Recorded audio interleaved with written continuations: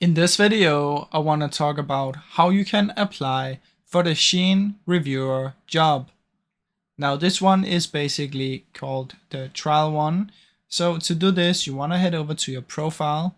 In here, you want to select my profile. And once you're on this page, you want to find the free trial. Now usually to get this kind of job, it's basically you want to go to the free trial here and you should see some items in here. Now, if you don't see any, it might be because you're a new account or there's just nothing this week or today. So just keep an eye on this and there will be some products in here. Now, once there are products in here, you'll have the option to press free trial. And once you've done this, you type in your shipping information, you'll get the product, and then you want to do an honest review. Now, if your review is approved, you'll get Shein points. Now you can also see here if your review gets rated as high quality, you'll get another 100 points. So this is basically your free trial one. And if you do very well here, you can get into the application.